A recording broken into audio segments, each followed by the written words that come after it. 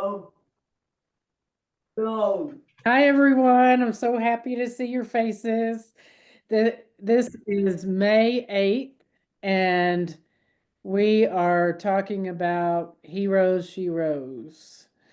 And Leo is going to bring us the icebreaker question. So please just say the name you want to be called tonight, your pronouns, and the answer to the icebreaker question. Okay, you got all you. Hi, everybody. My name is Leo. Pronouns are he, him. And the icebreaker question is, if a genie gave you $2,000, what would you do with the money? For me, I would apply it to my medical bill that I have because it's exactly 1,800. So that's all right, thanks. Oh, hi. Jared, he, him, she, y'all know all of them. Yeah. $2,000 is an okay amount of money. So I would, with my $2,000, I would ask my husband, hey, husband, what should we do with $2,000?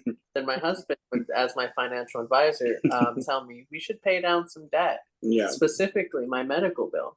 And and I'd say, you know what? That sounds really, really smart. You're the one with the business degree. I trust you. And that's what happened. I didn't think that money from a genie could be spent on bills. I thought that was against the rules. It should. I think y'all need alternative ideas there. All right. Well, hearing none, let's go to Kreger. Kreger, my pronouns are he and they. If a genie gave me $2,000, I would give $1,900 to the Chrysalis Center in Austin, Texas, which is our center for trans children and teenagers. And they have a little place where, well, Craig Puckett knows about the Chrysalis Center. And then I would take the remaining $100 and I would put a big old ice cream truck out in the parking lot after Sunday service at Uprising so that everybody could have an ice cream cone. It's because it's getting hot. Oh, wow. I love that. Lynn? Oh, hello. I'm Lynn, she, her. And gosh, since you threw that curve in there about not being able to spend it on bills, because that's exactly what I do.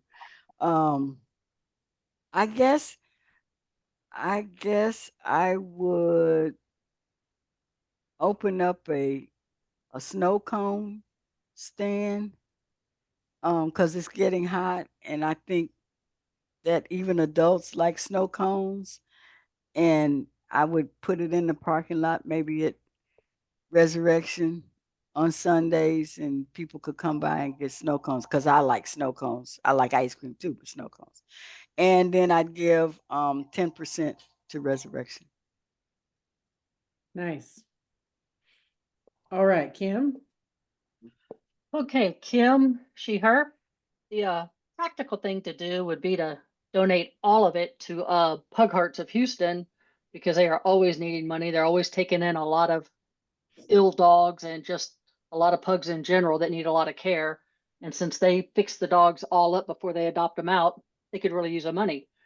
But the unpractical part of me would just probably blow it on something I want but don't need, that after I buy it, I'll end up getting rid of it in a couple of months anyway, because I don't spend much money anymore on myself because I'm just trying to save. But anyway, yeah, I would probably just blow it on whatever and then get rid of it later. What kind of whatever?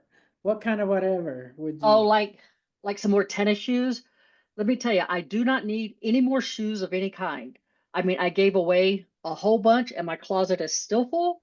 So stuff like that. I just like to get, I don't know, new shiny things that I really don't even need, but just kind of want more Sometimes you kitchen need to do stuff. something like that. I think that's what genies are for. Yep. Okay, Craig. Hey, Craig Puckett. Typically he, him, but any pronouns will do just fine for me. If a genie gave me $2,000, what would I do with it? I don't know. I don't know. Um, oh my gosh, I'm so lost. I don't want to. I kind of want to like do something fun and just be like, hey friends, let's go out to dinner and it'll be on me, and just invite a whole bunch of folks and just have fun and drinks and loveliness, and there you go. No need to worry. Get whatever your heart desires, whatever you tell yourself you can't have, and enjoy that. Um, yeah, there you go. That's my 2000. And I think you can spend it on bills if you want to, because maybe your genie is Susie Orman. I don't know. If anybody remembers her back in the day. Well, I'm Carol, she, her, and I'm not sure it would touch too many of my bills. So I'm sure it would, but my problem with paying bills has more to do with taking the time to figure out who I owe and writing the check or whatever than it Carol, does. you owe me $2,000. So I'm gonna say something that's mainly just for fun, but maybe it would help some other people along the way. But I would maybe get my friend Linda, who's a internationally trained, famous chef, particularly a baker, and we would have some kind of community meal that where we could really connect and share. Marco, can you get your breath long enough to answer the question? No. No, you don't want it.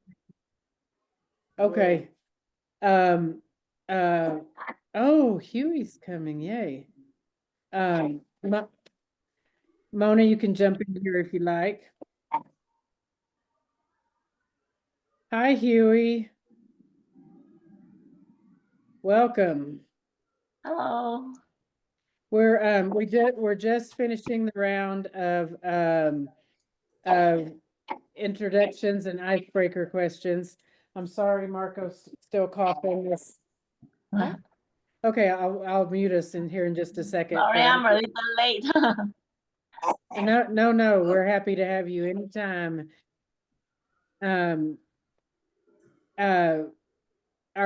So say the name you want to go by, your preferred pronouns, and the icebreaker question is, if a genie gave you $2,000, what would you spend it on? And I tried to say, I tried to put the stipulation, genie dollars can't be spent on bills. Oh. Well, my name is Huey Lee. I don't have a preference on pronouns. And if a genie give me $2,000, what would I spend it on? Not sure. I think I'll split it up and spend it on a few things. So, food, maybe donating to charity that I want to support. Right now, maybe buying some flowers for my garden. That's beautiful. Marco's still coughing here, but we're going to be talking about heroes today. And so I was going to, we'll see if, can you talk yet? Yeah. Okay. What can you give us a definition of a hero? Go. Ego. Ego back. Get Big mama. Those are contestants in that Who Wants to Be a Superhero show. He's naming like Feedback and Fat Mama and some of the characters in that. But earlier I said, don't you think it's more than just like Kate and and fancy skills like flying, and he said, no, that's it. So I think we might need somebody else to say, well, let's talk about a few examples first. Throw out some, here, let's start with, say, like some Old Testament heroes. Marco mentioned David and Goliath when we were talking about this earlier. So obviously David, not Goliath. Moses. Ruth. Noah. Yeah. Okay. Yes. So what makes those people heroes? I like Mary Magdalene Yeah. best, but I don't know if the Bible canon covers all how amazing she is. So, but I mean, what makes them heroes is not only do they have they done things, but they also symbolize things. Like they model a behavior. Like they show, like, for instance, for Moses, right?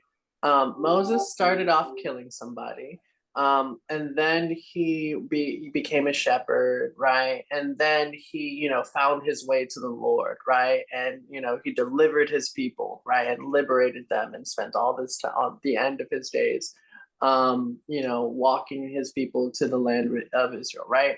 And so he literally walked every pathway from criminal, right, to, you know, just a normal everyday man, right, to literal savior, right, with character defects, because, you know, he was socially awkward, right? He had that anxiety, and, you know, like all together, did so many heroic things, while being human, so very human, like that heroism is modeled time and time again throughout the Bible and throughout heroes. It's inspiring.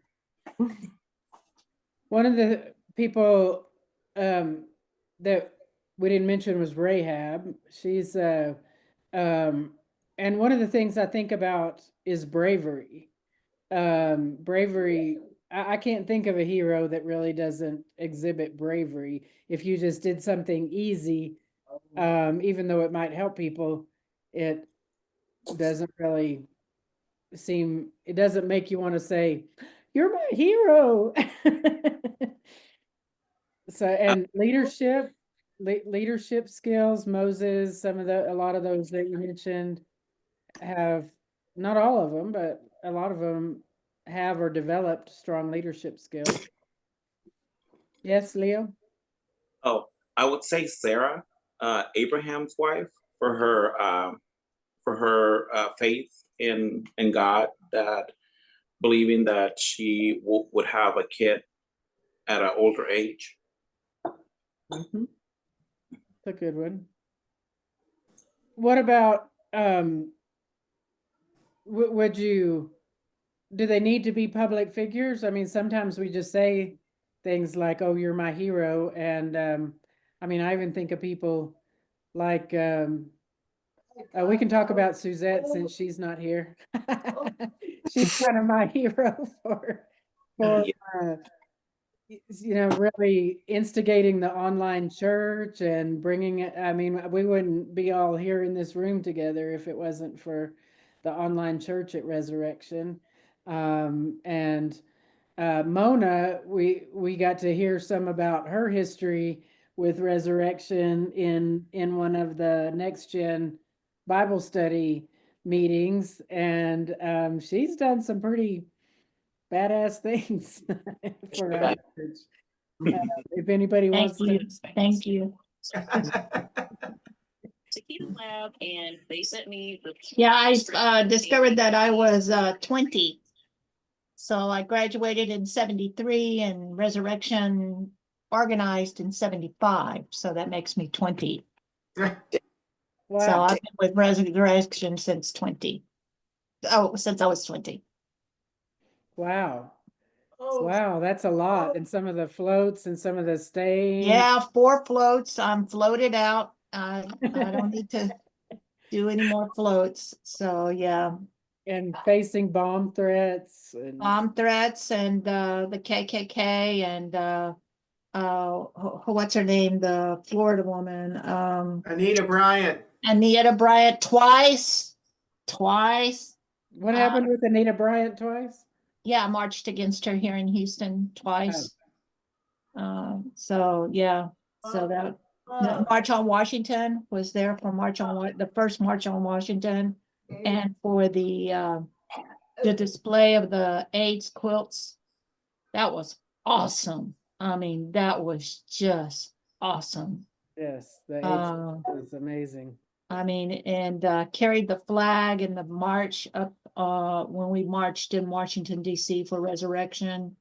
Because I was kind of hiding from my job because I knew that the TV was going to be, showing on TV. And I had told my work that I was sick. And at that time, you could get fired for your lifestyle.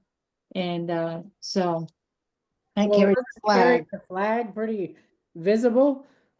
I carried the flag, and there were haters. There were haters that had, you're going to hell, and all this kind of stuff. And but anyway, so yeah, I did all of that. Most certainly did. so, Yes, Marco. Geiger. Firefighters are definitely heroes. Thank God. Marco became an honorary firefighter in Amarillo, Texas. It was official. They added his name and everything. He's Way to go, Marco! Thank you. yeah, Good. yeah. And Hey, you mentioned cops. Yeah, God. You know what? They sure can be. Then we have some people who march against police violence, and they can be heroes too. So Oh, it was an age. It was age. It was good. good.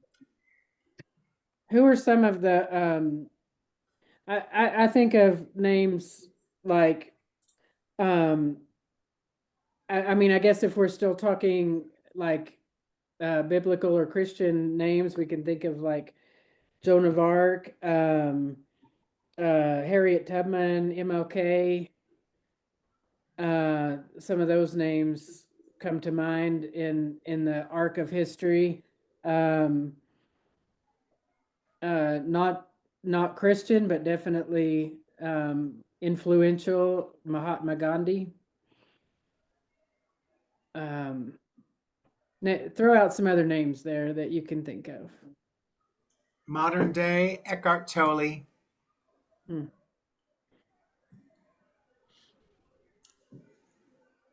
Okay. Yeah. Go ahead. Oh, I was saying Greta. Oh, yes, Greta Thunberg. We mentioned her recently when we talked about climate change. Anybody in the realm of gender justice or reproductive justice?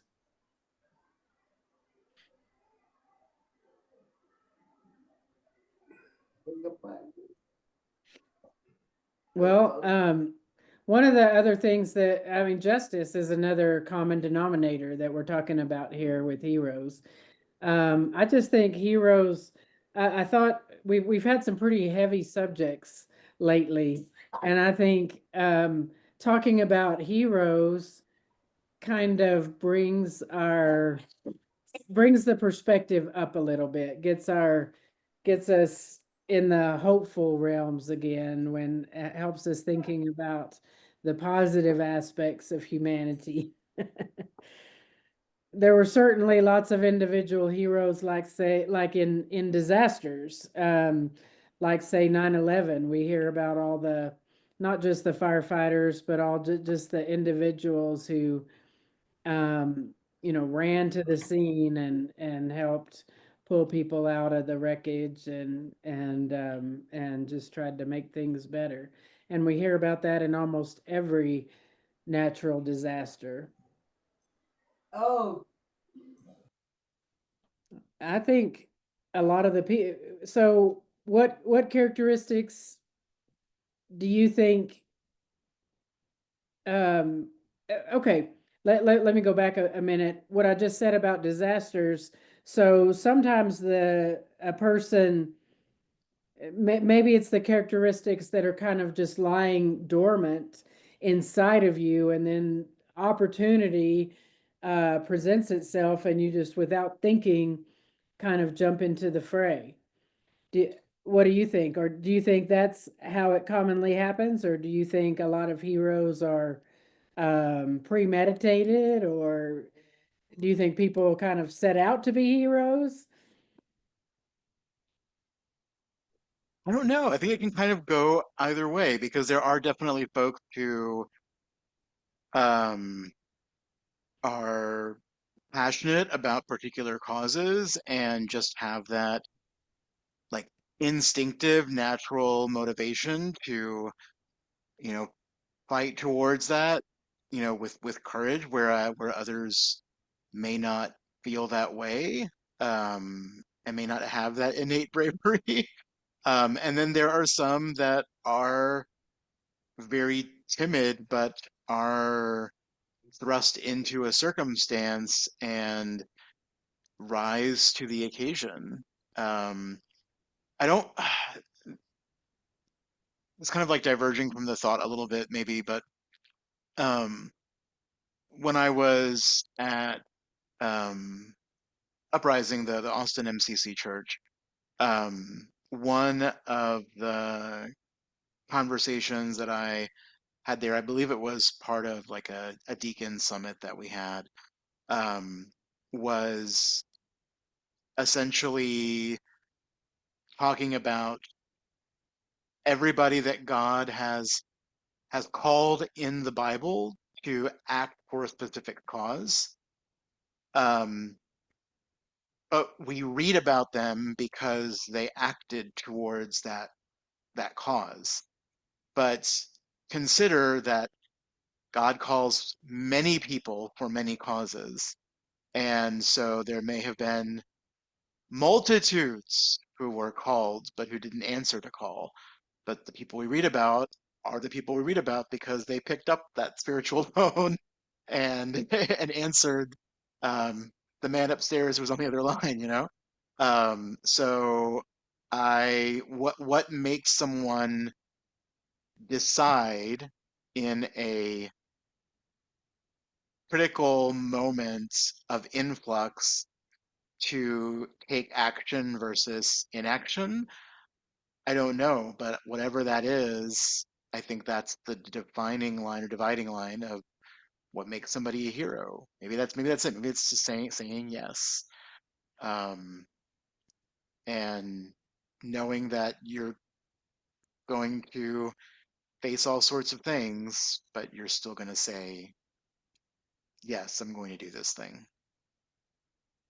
Well, let's think. So you've mentioned bravery and just, having what it takes to stand up. You said that beautifully, and you're talking about this kind of having that inner desire to fight for a certain cause. So I would say that everybody here has kind of a heart for justice. Uh, Sometimes it's for causes that affect ourselves or the people we're close to, and sometimes it's even causes that are more far off for us. But let's just let's just each think of maybe something that you've done that you kind of surprised yourself in terms of your bravery. I would say that most people that come out publicly, sometimes just walking into an MCC for the first time is an act of bravery. No, oh, I agree. Like I think for if I have to look back at my own life and be like, when was I brave? Um, I so when I was at the Austin church, um, one of the deacons there, um, he I didn't even really know her very well at the time, but I don't know what she saw in me, but she prodded me and said, um, you know that you're not doing enough, and God is telling you that you need to do more stuff for the church. And I said, okay, because I had been feeling that, but she like just went up to me one day after church, after service, and was just like, boop, there you go. And this is one of those God things. And when I was a little kid, and through most of my adolescence and into my early adulthood, I had a pretty big speech impediment, where I would have difficulty getting my words out, and I would like, and I would want to say something, but I just couldn't get it out. And I don't really have that issue anymore.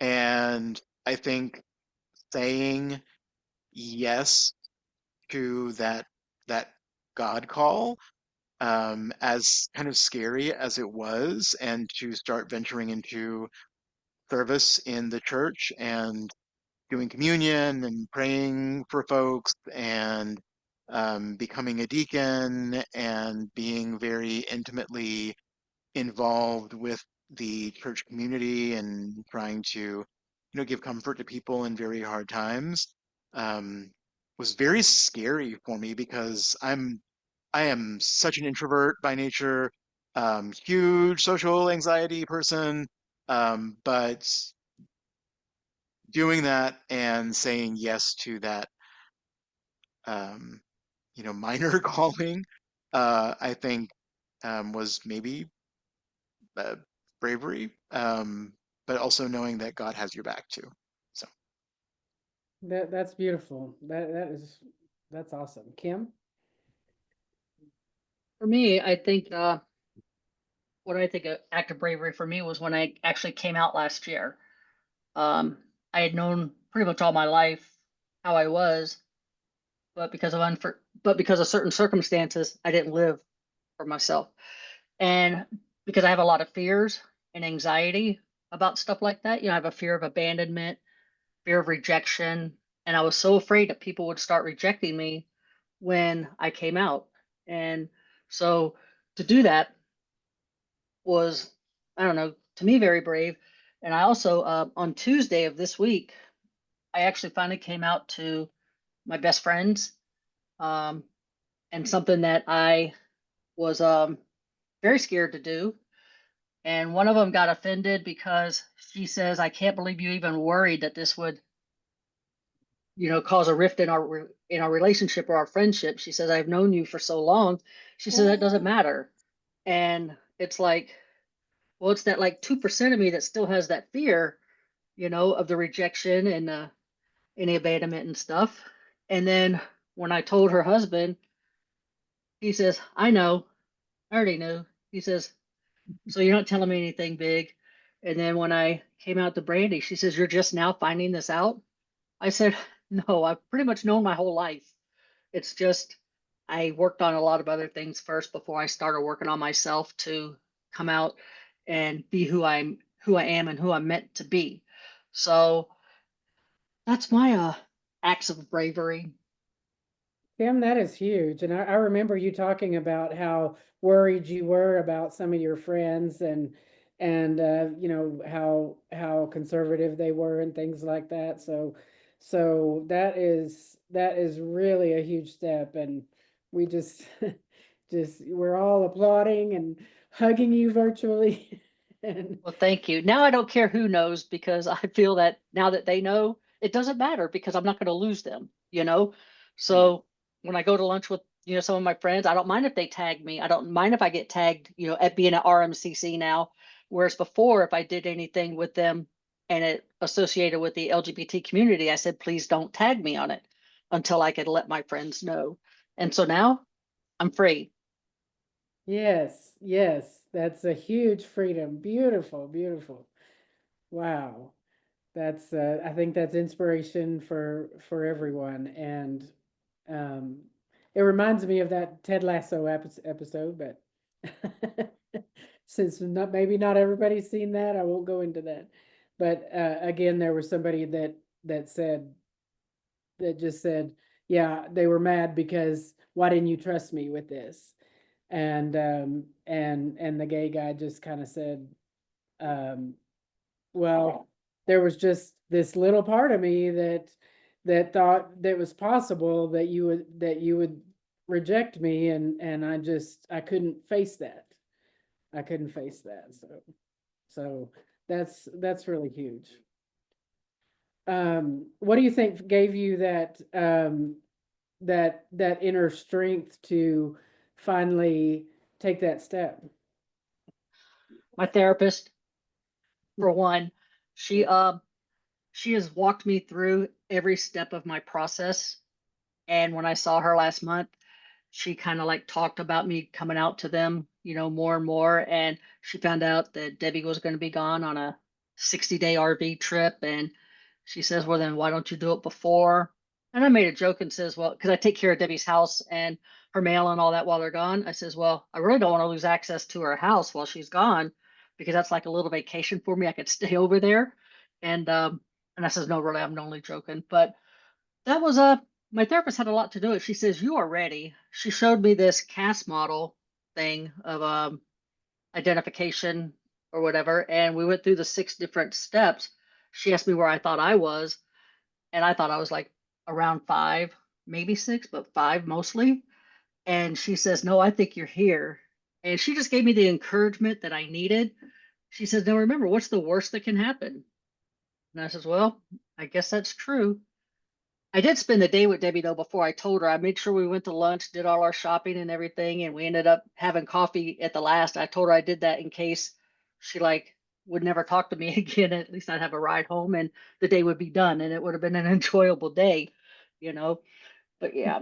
So I just and I was What's that, go back to those levels that you were talking about. I'm not familiar with that. And by the way, it's pretty brave to say on camera about that you have a therapist and all of that. So that's another feather in your cap for mental health awareness. yes. Well, it's taken me a while to do that too. So it's basically 6 stages of coming out.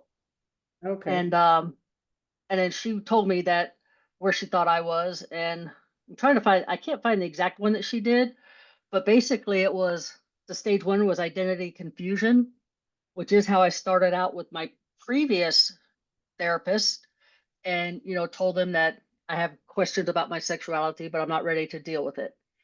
And then the second would be identity comparison, and then third is identity tolerance, and fourth stage is the acceptance.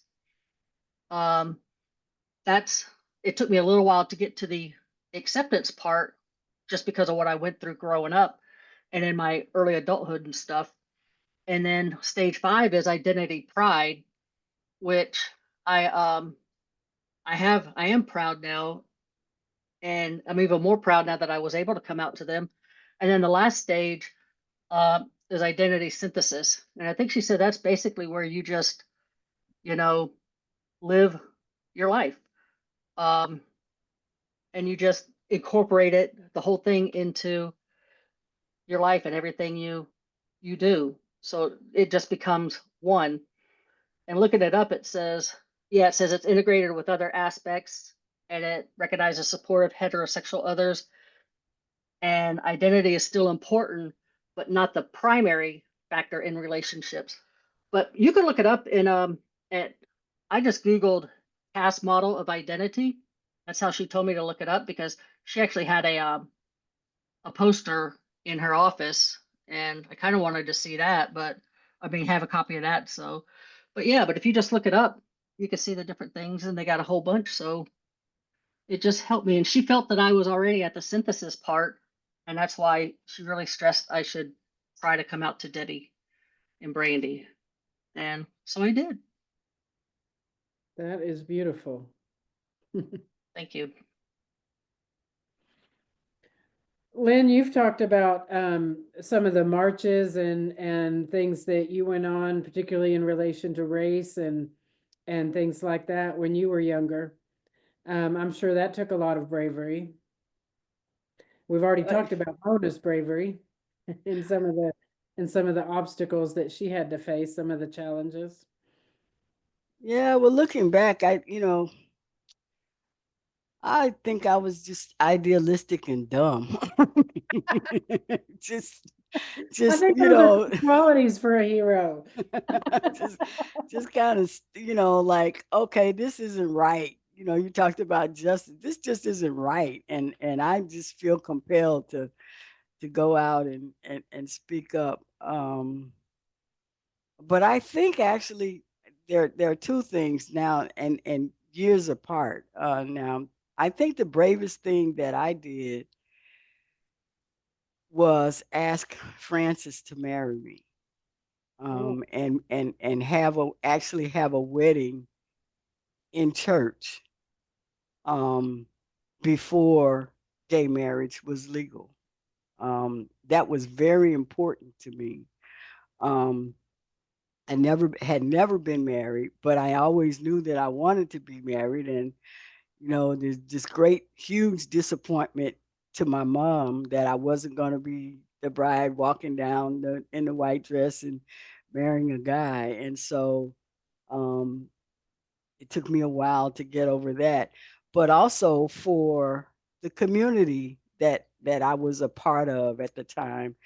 um, People I'd known for, ever since I came out in Houston, and came to Houston in 1976. And that's when I actually came out and found out about, bars and other people. Met the first other person other than my lover who was gay, who was a lesbian. And so I think that was probably, looking back on it, I was scared. Now that took a lot of bravery to me, to invite people, to send out invitations, to, ask people to be part of the wedding party, which was what Francis wanted. And then I had found RMCC, and I wanted to be married in church. So I think that was a pretty brave thing. And then of course, a couple years later, gay marriage was legal, and so we just went to the courthouse. I think that was another brave thing, to actually go to the courthouse and be married. But Craig mentioned something. I actually, this past Sunday, after much prayer and introspection, submitted an application to be a deacon. And that was That's beautiful. that was really took a lot of courage. It took a lot of introspection and prayer. And so I think that's the bravest thing that I've done lately. And whether I become one or not, just the process, the thought process that I had, and going through it, in the prayer process that I had, um, I felt led to do that. And so it's a deeper step in faith for me. And yet I'm like Craig, I'm really shy. I know you guys don't see it, but I'm an introvert, a loner, have been that way most of my life. And so that was a big step for me. Beautiful. Yeah, and that gets you into some political phrase as well. So it'll be interesting to see how that plays out. So I have no doubt you'll be in that position. So I hope it's good for you. Kreger? Let's see. I think for me, I don't know how long ago it was, maybe 10 years ago or so. I had already been, playing drums at RMCC and singing with Forever Blessed, and doing stuff like that, which I grew up playing music, so that was really not that big of a deal.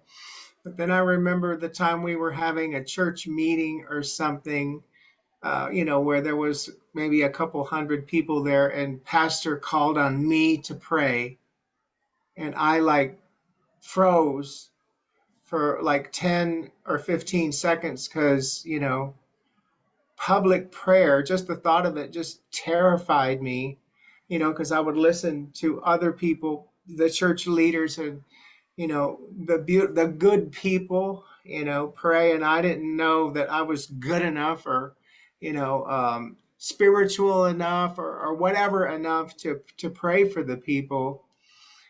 And I opened up my mouth, and I guess I just decided to try to be present and let the spirit flow through and just see what happens. Um, and to this day, when I pray for the people, and I pray on Wednesdays and Fridays for the people on the Resurrection MCC 12 o'clock prayer group.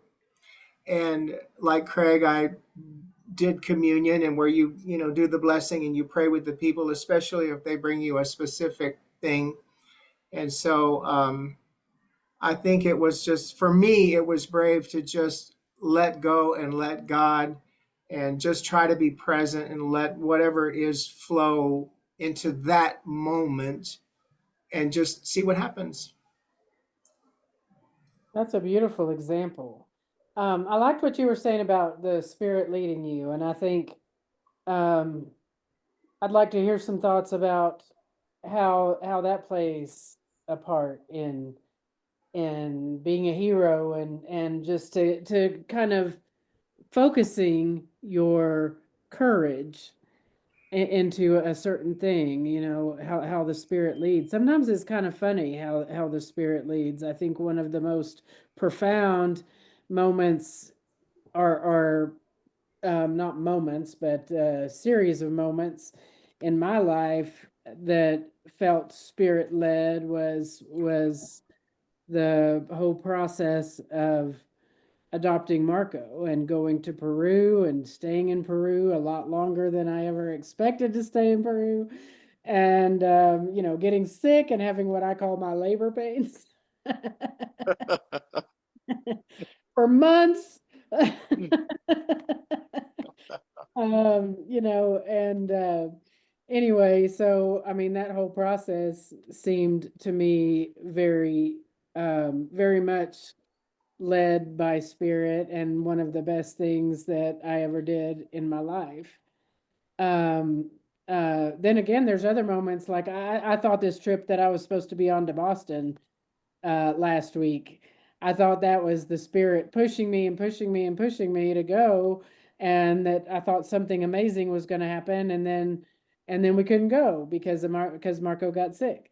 So I was like, okay, do I not know how to read what the spirit's guiding me to do, or should I not trust my intuition, or what? But I guess there's plenty of evidence in my life that where spirit has led me in the right direction, and Marco is certainly uh, evidence of that in my life. Can anybody relate to the spirit guiding them? Did some of you that have had such profound moments, do you feel like it was God pushing you into those situations? Well, for me, actually, yes. Francis's story and mine, we knew each other when we were young, and then for 32 years, we had no contact with each other. And then on October 13th, 2011, she looked me up on the computer, called and left a message on my phone. And we've been talking every day since then. But for 32 years, she was living a life in Los Angeles, and I was living a life in Houston.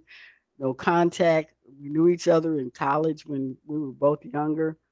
And for 32 years, we no contact. And then she called me, and I was single, and she was single, and I felt I was in a period where I I was practicing celibacy and I was praying and I had said to God, okay, I've picked everybody. Lord, I want you to send me the person that is going to love me like I love them. And when she called, I just felt in my heart that, yeah, okay, this is who it's supposed to be. So yeah, I definitely felt a strong connection. And she said that each year she would acknowledge my birthday, but she wouldn't call. And then finally that year, something said to her, the spirit said to her, well, okay, you can call now. And we were both free. And so we were back together again after a 32-year separation. Amazing. That's Yeah. beautiful. Huey, I don't want to put you on the spot, but you strike me as a very brave person with all your travel and new experiences and some of the work that you've done. I want to kind of specifically ask you about your work with like the South Central District or whatever it's called now.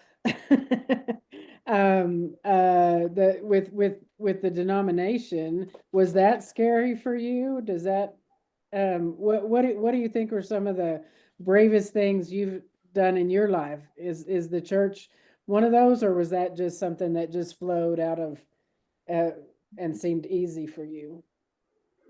Well, I would not say it's easy, but it's definitely a leap of faith. I know what I would like to see, and when the opportunity came, I have to really consider whether I can do it and kind of take a leap of faith and believe that no, God will lead me where I need to be and try to do my best. Beautiful. Beautiful. Do you guys see some common threads running in here, and do you feel them connecting in what you do in your life? Leap of faith, I like that you use that phrase, Huey. I think the Spirit is always leading us and guiding us. It's a matter of whether we're paying attention or not, or just, the Spirit is always, that little still voice is always there telling you, and you know when it's your highest self or God speak or Jesus speaking to you. You know it. Whether you follow it or not is another matter, but I try to be more in tune now because I spent, decades ignoring the call, as Craig puts it. But now I can't hang up the phone. I'm like overextended. Yep. I'm like Leo and Jared. Now I got something all the time. Do we always know? I can think of times in my life that seemed very obvious, but I can think of other times when I was like, wait, which way do I go? Which way do I go? I don't know. And I mean, there's still some things there now in terms of like, yeah, career decisions and things like that. Leo and Jared?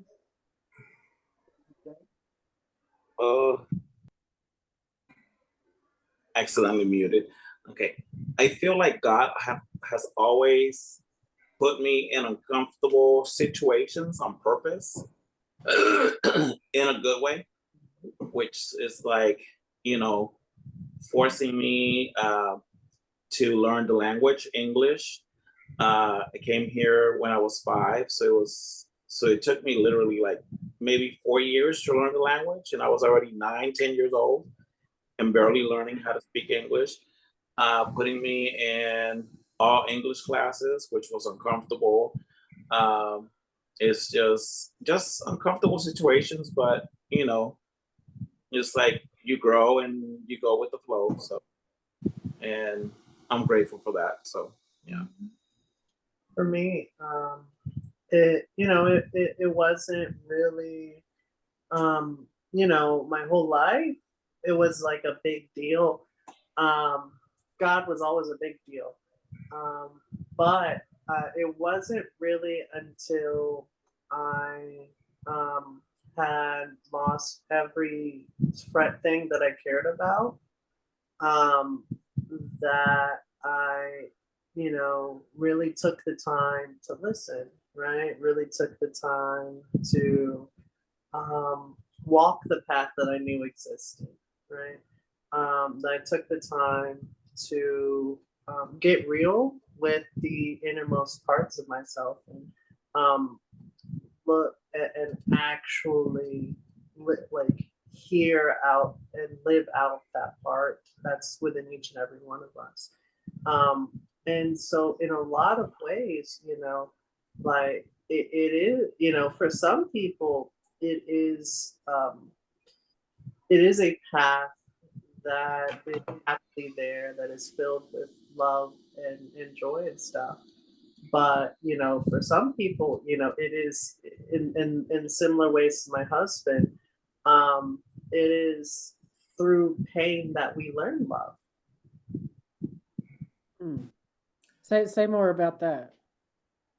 It is through the loss of all of the things that were distracting you, the things that yes, you are pushed to your limits, right? It is the pregnancy pains of giving birth to your newest self that causes you to wake up and smell the roses that were always there. And also, like y'all mentioned that voice, like many of y'all, I'm an introvert, and of course, if y'all didn't know, my husband's extrovert, What? and I think that's why God was like, "Oh, you're gonna marry him because he's gonna put you in very uncomfortable situations and force you to talk." But And you're going to be okay with it. yes, and richer for it. Right. Yeah. I think that really heroes and sheroes, the way I think about it is they are ordinary people who do extraordinary things or create extraordinary things or it's just the extraordinary that they do, but they're just really ordinary people. That's true. We talked about hearing God's voice, so I think there's a couple of components there. First of all, I think you kind of have to be open. You have to kind of take the time to place yourself where you can hear God's voice, whether that's in a church or whether it's spending time alone or spending time in nature. Maybe it's not what people think of as spending time with God, but maybe it's just getting quiet and open enough to feel that guidance or something like that. And I think fear can really get in the way. And like you said, I think Leo and I think somebody else mentioned it too. Just being comfortable isn't what God calls us to do. I think when we're sitting on our couch watching TV is not usually the time that we become something we're proud of. It takes getting up and getting uncomfortable in some kind of way to make things happen, and so I'm not sure why that's a component. Maybe some of you have some ideas about that, but I think both the getting open and the taking a chance, getting out of your comfort zone. That's a good way to say it. Getting out of your comfort zone is part of it. And when I say getting open, I think fear gets in the way a lot, and I think a lot of us, when we have our own self-doubts, which in this group may be like internalized homophobia. We were talking about those stages earlier. Thank you, Kim, for bringing those. The just accepting the fact that God loves us as we are is a huge part of that. And I think maybe all of you have been heroes in one way or another in helping other people to recognize that as well. I think a big thing too is when we have these moments in our lives of mind shift. For example, after my first relationship of 15 years, when that ended, I was single for 8 years. I got into, kind of this depressed funky state. And, we all have thoughts about, doing negative or bad things to ourselves. And so I got into a mindset where I thought, well, I need to wake up tomorrow because something good might happen.